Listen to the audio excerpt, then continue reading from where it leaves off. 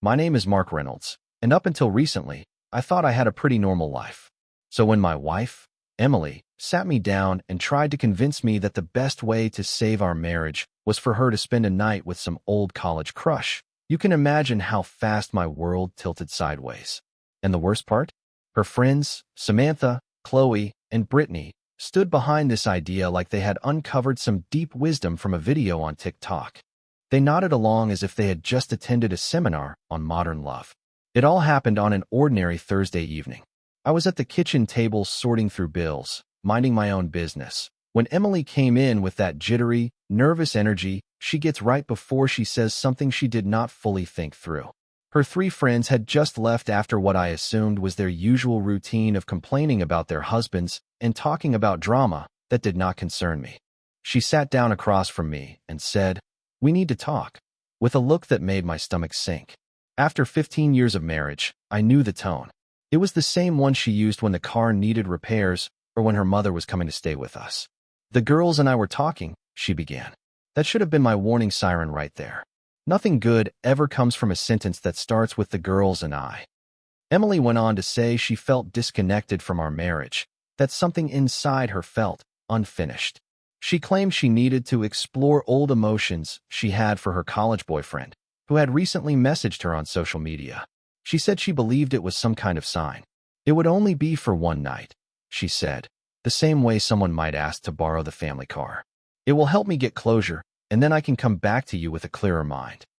I stared at her, trying to understand if she truly meant what she was saying. This woman, the mother of my two kids, was telling me she wanted permission to cheat in the name of emotional growth.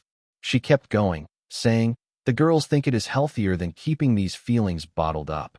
The same group that included two women who had cheated on their husbands and one who was on her third marriage. Real experts, those three. "So let me get this straight," I said, trying to keep calm. "You want to spend the night with your ex-boyfriend, and this is supposed to help our marriage?" She nodded eagerly. "Exactly. It is just about being honest." I leaned back in my chair, thinking it over. Then I asked, "And your friends honestly support this?" "They have all been through similar things," she said, as if that somehow made the idea smarter. I stood up slowly. "If you think one night of freedom will help our marriage, then that sounds fair." Her whole face lit up. "Really? You understand?" "Oh, I understand perfectly," I told her. "And if exploring old emotions is healthy for you, then I should be able to do the same thing, right?" Her smile twitched a little. "What do you mean?" "I mean," I said, keeping my tone level, "if this arrangement is honest and healthy, then it applies to both of us." She shifted in her chair. "Well, I suppose so." "Great," I said. "When is this magical night of healing happening?" "This Saturday," she muttered, suddenly unsure. "Perfect. That gives me time to make my own arrangements." I picked up my phone and started scrolling.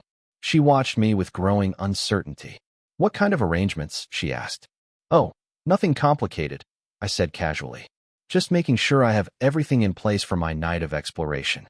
She nodded, although I could see something finally clicking in her mind. But she pushed those thoughts aside, too wrapped up in her excitement. Saturday showed up fast. Emily spent the whole day getting ready like she was preparing for a high school dance. Fresh haircut, brand new dress, makeup she only wore for special occasions. She was practically glowing. "Are you sure you are all right with this?" she asked at the door. "Absolutely," I said, kissing her cheek. "Enjoy exploring your feelings. I will be doing some exploring of my own." She left the house smiling, convinced she had the most supportive husband in the country. The moment her car vanished down the street, I made my first phone call. "Hello, I am calling about the consultation we discussed." "Yes, I am ready to move forward with the paperwork. Tonight works fine." Then I called my mother. "Mom, it is me. I need you and Dad to come over. Bring the kids' overnight bags from last weekend. We have to talk about something important." By the time I made the third call, I could already feel the weight lifting off my shoulders. The second call I had made earlier that night was to confirm the documentation I needed. I told them I had everything ready. The meeting was scheduled for 11 o'clock in the evening. My wife, Emily, thought she had outsmarted me. She believed she had found a loophole where she could tear our marriage apart and make me an accomplice in the process. What she did not understand was that she had just given me every piece I needed to end things on my own terms.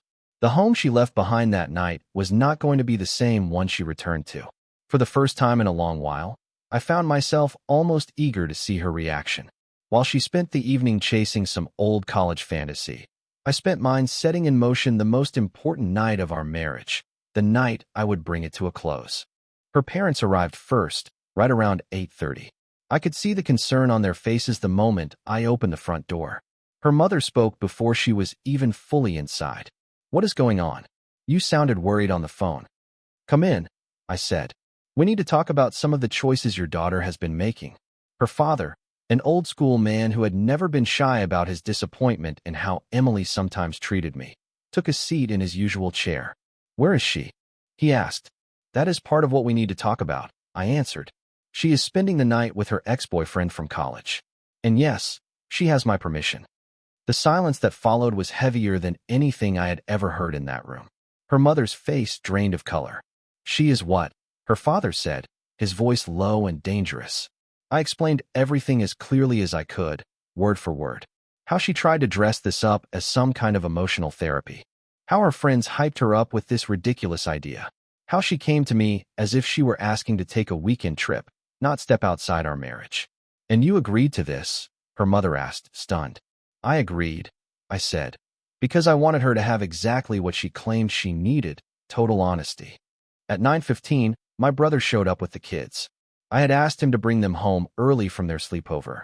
"Dad, why are Grandma and Grandpa here?" my 12-year-old daughter asked. "We are going to have an important family meeting when your mom gets home," I told her. "Until then, you two can watch television in the living room." My son, who was 14 and sharp enough to read a room better than most grown men, gave me a look that said he knew something serious was happening. At 10 o'clock, the attorneys arrived. Both were specialists in family law. I had met with them earlier in the week. "Everything is ready," the lead attorney said quietly. "The separation agreement, the proposed custody plan, the list of assets. We also included the evidence you provided." "Evidence," her father repeated. I took out my phone and played the recording of the conversation Emily and I had had on Thursday night. I had recorded it legally. Our state allows home recordings when potential marital misconduct is involved. Her voice came through clearly. "It is only one night. It will help me get closure and come back to you with a renewed perspective on our relationship." Her mother gasped. Her father's jaw tightened. "You recorded her asking permission to cheat on you?" her mother whispered. "I recorded her asking to engage in a deliberate, pre-planned act outside our marriage for the stated purpose of improving it," I said. "The distinction matters."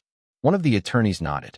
"This puts you in a strong position in a fault-based divorce, especially concerning spousal support and division of property." By 10:30, everything was set. Her parents sat together, still trying to grasp what their daughter had done. The kids were in their pajamas, uneasy but quiet. The attorneys had their folders organized on the coffee table, ready for what was coming next. At 11:15, I heard her car pull into the driveway. "Everyone take your places," I said, half joking, though no one was in the mood for humor except maybe her father, who managed the faintest smile. The front door opened, and I heard her heels clicking on the hardwood floor. She was humming, still floating on whatever emotional high she thought she had found. "Honey, I am back," she called out in a sing-song voice. "You will not believe how clear everything feels now." She walked into the living room expecting to see me waiting for her with open arms. Instead, she froze. Her parents stared at her from the couch. The kids looked up, confused. Two attorneys sat at the dining table with open briefcases, and I stood in the center of the room with my arms crossed, wearing an expression she had never seen on my face before. What is happening?" she asked, her confidence evaporating. "Family meeting," I said, "just like you suggested. I told Emily earlier that we needed total honesty about our marriage, and now that honesty was standing in front of her in plain sight." Her eyes darted around the room, jumping from the attorneys to her parents to our kids, trying to make sense of the scene. "Who are these men?" she asked, her voice already trembling. "They are divorce attorneys," I answered in a steady tone. "We are starting the process of ending our marriage. Right now." All the color drained from her face. "What are you talking about? I went out for one night. Exactly like we agreed." "Yes," I said. "You did what you insisted on doing. And now I am doing what I need to do. I told you that fairness went both ways." Her mother started to cry softly. Her father refused to look at her. Our kids were beginning to grasp that their family was splitting apart. This was supposed to help our marriage, she stammered. And it did, I replied. It showed me exactly what kind of marriage we actually had. The plan was flawless, and she had walked straight into it without hesitation. She stood there in her new dress, makeup done perfectly, looking like she had stepped out of a commercial, completely unaware that her entire life was about to shift. "You cannot be serious," she said, glancing around desperately. "Mom, Dad, tell him this is insane." Her mother finally looked up, tears streaming. "We heard the recording, sweetheart." "Recording?" Emily whispered. I held up my phone. "The one where you asked for permission to be unfaithful in the name of therapy. Want me to play it again?" "That is not. I mean, it was not like that," she said, but even she did not believe her own words. Her father finally spoke, voice cold and sharp. "Explain how it was not like that." "Because from where I am sitting, my daughter went to another man's place while her husband and children were here at home. It was supposed to bring us closer together," she insisted. "The girls told me it would help me appreciate what I have." "The girls," her father repeated with pure disgust. "You mean the same divorced friends who convinced you to ruin your own marriage?" One of the attorneys cleared his throat and stepped forward. "Perhaps we should begin. Mrs. Reynolds, my name is Robert Chin, and this is my colleague, Patricia Williams. We are here to assist in dissolving your marriage." Emily looked at them like they were speaking another language. "Dissolving? No, this is all a misunderstanding. We can fix this." "Actually, we cannot," I said quietly. "You asked for honesty. This is me being honest. I am done." "You said you understood," she said, voice cracking. "You said it was fair." "I did understand," I said. "And it was fair. Fair for you to show me who you really are, and fair for me to respond in the only way that makes sense." The lead attorney opened his folder. "We have a complete separation agreement prepared. Considering the circumstances that led to the breakdown of the marriage, the terms are very favorable to your husband." "Favorable how?" she asked, though she already knew she would not like the answer. "Primary custody of the children, ownership of the family home, and minimal spousal support due to the infidelity clause in your prenuptial agreement," he said calmly. Her face turned white. "The prenuptial agreement? I thought that was only to protect us from debt." "It covered several things," I reminded her, "including unfaithfulness. You signed it. You were very excited to get married back then." From the couch, my daughter spoke in a small, shaky voice. "Mom, did you really stay the night with another man?" The question sliced through the room. This moment was what I knew would finally make everything real. Not the lawyers, not the paperwork, not even her parents' disappointment. It was our children seeing the truth. "Sweetheart, it is complicated," she said, taking a step toward them. "No," my son said, voice firm. "It is not complicated. You cheated on Dad." "I had his permission," she said weakly. "Maybe," my daughter said, barely above a whisper. "But did you ask us if it was okay for you to hurt our family?" That question broke something in Emily.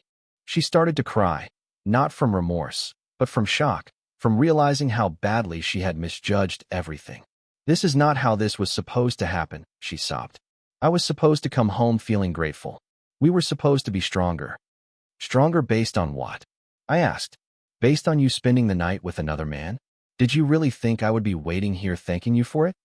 Her mother suddenly stood up. "I need air," she said, and stepped outside. Her father followed, still shaking his head. That left me, the kids, Emily, and the attorneys. Patricia Williams spoke softly. "The papers are prepared for your signature." Patricia Williams rested a hand on the stack of papers and spoke gently to Emily. "We can go through everything right now," she said. "Or you can take some time and review these documents later with your own legal advisor." "My own advisor?" Emily repeated, staring at her like she had spoken another language. "You will need your own attorney," I explained. "These lawyers are working for me. In a divorce, both sides need separate representation." "But I do not have money for an attorney," she said. "That concern is already addressed in Section 12 of the separation agreement," Mr. Chin added. "We have set aside a limited amount from the joint bank account so that you can hire legal counsel of your own." Emily looked down at the papers as if they were carved in stone in some lost language. "I do not understand any of this," she said. "How did you even have time to put all of this together?" I have been working on it since Thursday, I answered calmly. Right after our conversation. Thursday, she said slowly. But you seemed fine with everything. I was fine, I replied. I was fine with you showing me who you really are so that I could decide how to respond. My son looked over at me with an expression I had not seen in a long time. It might have been respect. Dad, he asked, are we really getting divorced? Yes, I said. Your mother made a decision that ended our marriage. Now all of us are living with the consequences of that decision. I can fix this, Emily blurted out. I can make this right. How? I asked her. Are you going to somehow unsleep with your ex-boyfriend? Are you going to unask me for permission to betray our marriage? Are you going to unhumiliate your family? She had no answer, and for once she stayed quiet. The attorneys spread out the documents over the coffee table, each one representing a part of our 15 years together being sorted and divided. Emily watched with growing panic as she realized this was not a bluff, not some dramatic scene that would end with a hug and forgiveness. This was real. This was the end. The next hour turned into a full lesson in consequences. She sat at the dining table in front of neat stacks of paper that spelled out the end of the life she had been living. I sat across from her and walked through how her so-called marriage therapy had actually turned out. Let us start with the custody terms, I said, sliding a set of documents in front of her. The children will live with me most of the time. You will have supervised visitation every other weekend, depending on the results of a psychological evaluation. Supervised? She repeated, shocked. I am their mother. You are also someone who just showed very poor judgment involving the stability of your family, Patricia Williams said in a calm, professional tone. The court will want to be certain that the children are emotionally safe while everyone adjusts to the changes. My daughter, sitting on the couch with her knees pulled up to her chest, spoke up. Do we have any say in this? She asked. At your ages, yes, Mr. Chin answered. The court will take your opinions very seriously. Both kids looked at their mother, then at me. Their choice was obvious even before they said anything. I want to live with Dad, my daughter said quietly. All of this is too confusing. My son nodded. Same for me. At least Dad does not make wild decisions and then act surprised when they go wrong. Emily flinched as if he had hit her. You two do not understand, she said. I was trying to save our family. By sleeping with another man? My son asked, his teenage bluntness cutting through the room. That is not how you save a family. That is exactly how you blow one up. I moved on to the next set of documents. The house stays with me and the children, I explained. You will need to find another place to live. Where am I supposed to go? She asked, voice shaking. I recommend asking your college boyfriend, I said without any hint of a smile. He seemed very important to your personal development. At that moment, her parents walked back in from the porch. Her father looked like he had aged 10 years in less than an hour. Have you signed anything yet? He asked his daughter. I am not signing anything, she said, her voice suddenly louder. This is insane. You cannot just end our marriage because I made one mistake. One mistake, I repeated. Let me list them for you. I held up one finger. First, you decided that the way to improve our marriage was through adultery. Second finger. Second, you invited your friends to back up that ridiculous idea. Third finger. Third, you came to your husband and asked for his permission to cheat. Fourth finger. Fourth, you actually went through with it and spent the night with another man. Fifth finger. And fifth, you walked back into this house expecting your family to be grateful for it. I stood up and looked out the front window at the quiet street where we had raised our children, had barbecues, and taken first day of school photos. But your biggest mistake, I said, still facing the glass, was assuming that I would just sit here and accept it. Her mother finally spoke again. Maybe we all need to calm down and think this through, she said. We should try to be rational about this. I have been rational all week, I said, turning back toward them. While she was planning her romantic adventure, I was planning our divorce. Rational thinking is the reason these documents are so detailed. Mr. Chin opened another folder. We also need to go over the financial arrangements, he said. Because of the prenuptial agreement and the way the marriage ended, spousal support will be minimal. How minimal? Emily asked, even though she clearly did not want to know. 6 months of temporary support, he read from the agreement. This is to allow you time to find employment and set up a basic, independent living situation. After that, there will be no ongoing support. No support at all, she said. I have not worked in 8 years. That was your decision, I replied. Just like tonight was your decision. Her father sat down heavily, rubbing his forehead. What about your work experience? He asked. What about your degree? I have a marketing degree, she said quietly. I have not used it since the year 2016. Who is going to hire me now? Emily asked, sounding small and scared. That is not my problem anymore, I said. You wanted freedom to explore your options. Now you have real freedom. This is what it looks like. She turned toward her parents like a child looking for rescue. Can I stay with you for a while? She asked them. Just until I figure things out. The silence from them felt heavier than anything that had come before. Finally, her father spoke. Your mother and I need to talk about that, he said slowly. What you did tonight is not just about your marriage. It says something about who you are as a person. Dad, do not talk to me like that, she said. Do not dad me, he snapped. I raised you better than this. Your mother and I both did. And now you are sitting here acting like everything is happening to you, when you were the one who lit the match. The kids were still on the couch, taking it all in. I could see it written on their faces. They were no longer just hearing about the divorce. They were seeing the truth about their mother as a person. Patricia Williams cleared her throat and continued in a calm tone. There is also a morality clause in the agreement. Any new romantic partners you choose in the future may not be around the children unless the court gives you permission. You are treating me like I am some kind of danger, Emily said. You made a choice that shook your children's home, I replied. That makes you a risk to their emotional stability, at least for now. She looked from face to face, desperate for someone to wake her up and tell her this was all a bad dream. What about counseling? She asked. What about trying to work through this? We could go to therapy. We could fix this. You had 15 years to work on things with me, I said. Instead, you chose to work on things with your ex-boyfriend. It was one night, she said. Just one night. One night that ended our marriage. I answered.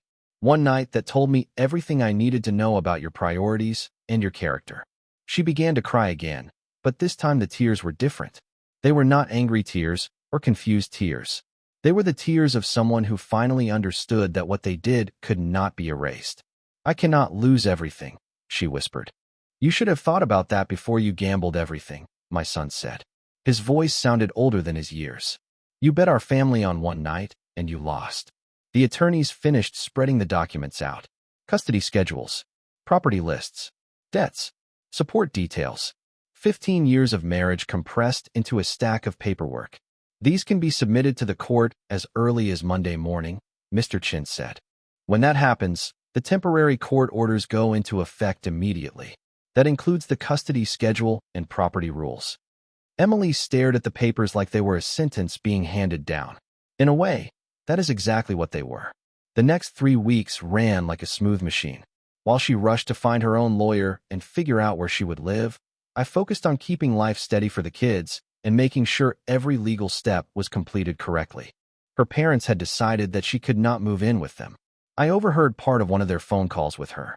You made your bed, her father told her, and then he added, literally. Now you are going to have to lie in it without dragging the rest of us down there with you. In the end, she moved into a very small studio apartment on the other side of town, paid for with the temporary support money. It was nothing like the 4-bedroom house in the suburbs that she had walked out of, but it matched the choices she had made. The children spent that first weekend with her and came home early. It is strange over there, my daughter told me. She keeps crying and asking us to forgive her. Then she gets angry when we say we do not want to talk about it. She showed us pictures of the apartment like she was trying to sell it, my son added. She kept saying this was only temporary, like she still thinks you are going to change your mind. I was not going to change my mind. If anything, the way she acted during the divorce made me more certain I was doing the right thing. She tried every emotional trick she could.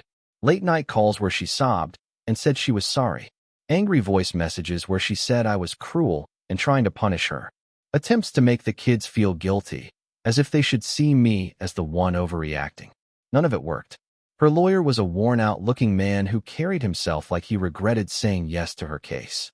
He tried to get better terms for her. He asked for joint custody, half the value of the house, more financial support, and a bigger share of our joint assets. My attorneys responded with a counter-proposal that was actually stricter than the original papers. Your client engaged in adultery with clear planning beforehand. Mr. Chin told her attorney during one especially tense meeting. She has no leverage in these negotiations. The most satisfying moment for me came when she tried to argue that her night out did not count as cheating because I had given her permission.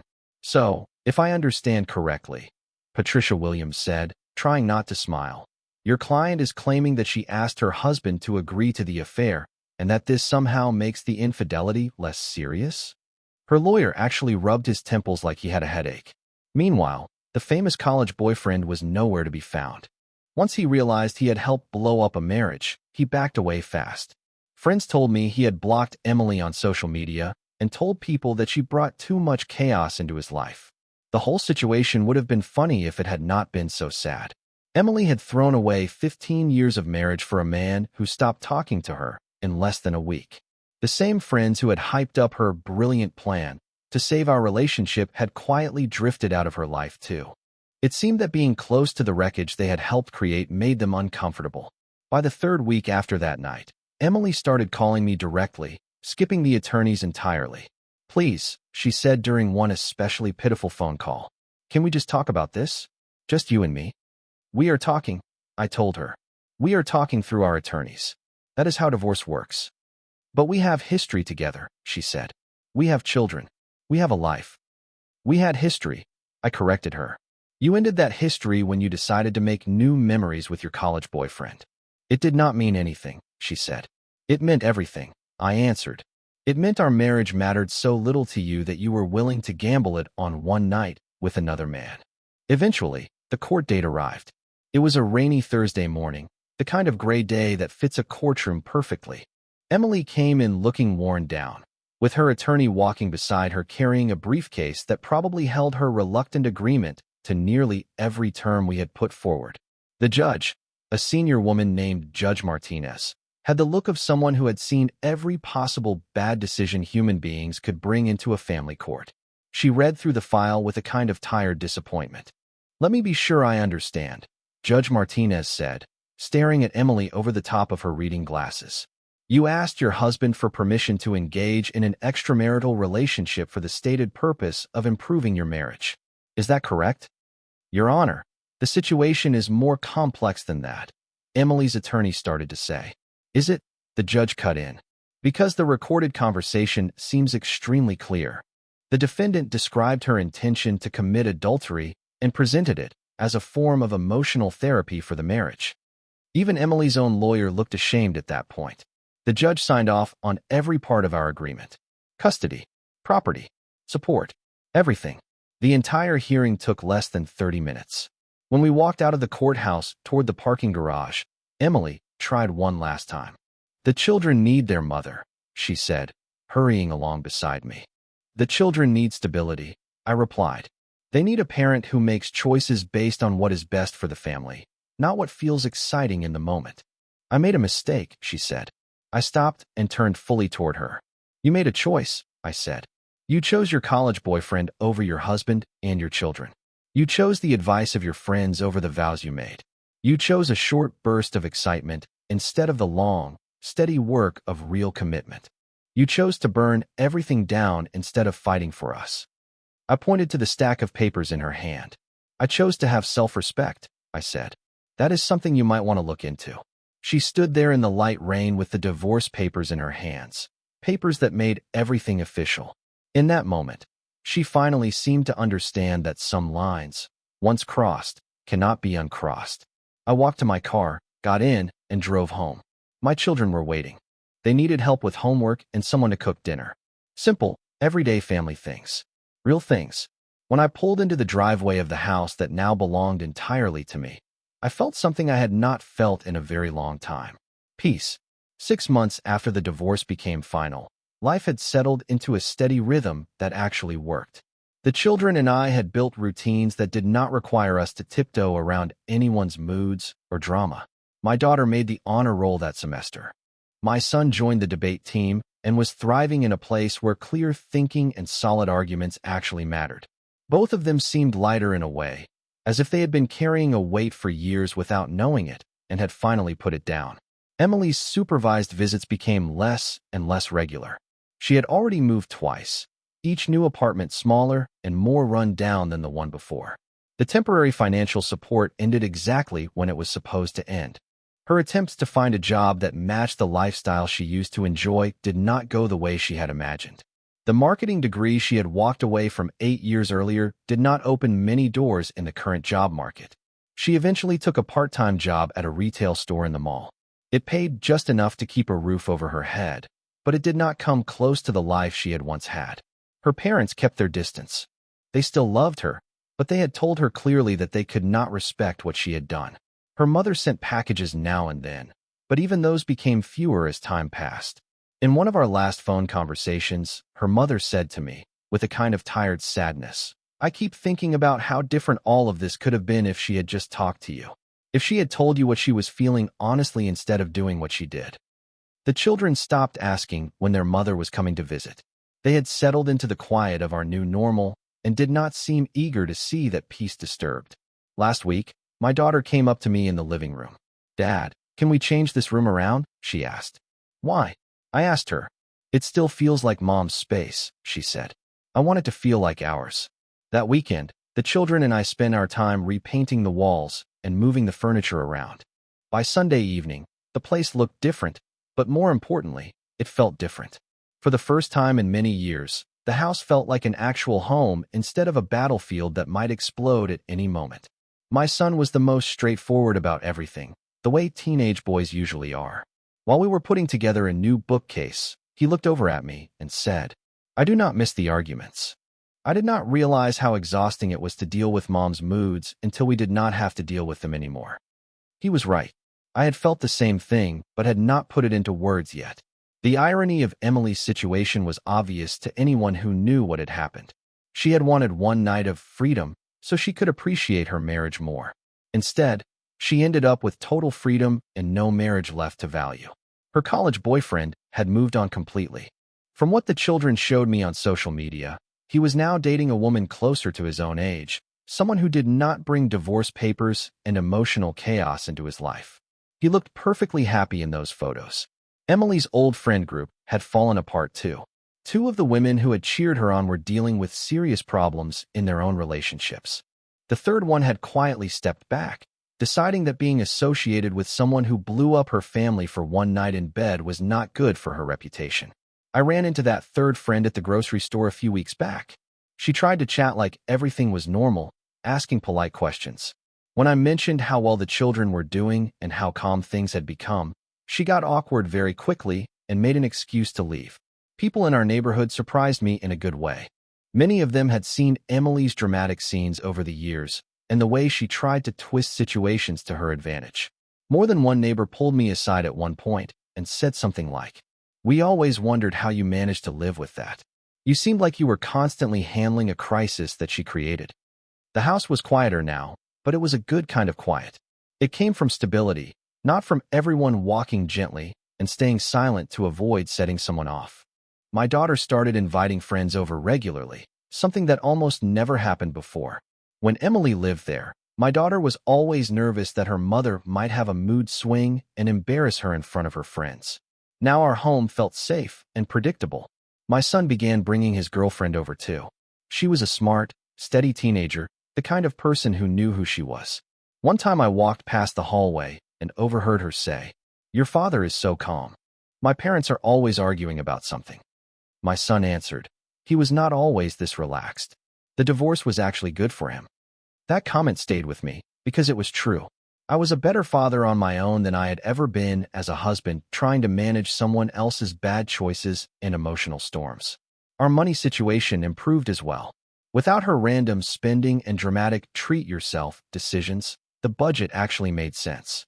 The children could sign up for school activities and hobbies without me worrying that Emily would drain the account on another unnecessary purchase or a weekend trip with friends. About a month ago, she made one last attempt to fix things. She showed up at the house without calling, standing on the front porch with red eyes and a defeated look. "I have learned so much about myself," she said through the screen door. "I finally understand what I did wrong. I know how to be a better wife now." "I am sure you do," I replied calmly. "You should take that knowledge into your next relationship." "There will not be a next relationship," she said. "I want my family back." You gave up your family for one night with another man. I reminded her. That was your decision. You have to live with it. She walked away in tears. All I felt was relief that I had changed the locks months earlier and that she no longer had a key. The children saw her from the window, but they did not rush to the door. They went right back to their homework as if she were just another person walking past the house. That night, when I tucked my daughter into bed, she looked at me with serious, thoughtful eyes. "Dad, are you happy now?" she asked. "I am peaceful," I told her. "Sometimes that is better than happy." She nodded slowly, like she understood exactly what I meant. 6 months later, I can honestly say that her so-called night of marriage therapy turned out to be the best thing that ever happened to our family. It removed the constant source of chaos and gave the rest of us a real chance to build something steady and healthy. She wanted one night to learn how to appreciate what she had. Instead, she taught us how to appreciate what we had without her. The lesson is finished. The consequences are permanent, and the outcome is exactly what her choices earned. Sometimes, the best marriages are the ones that end.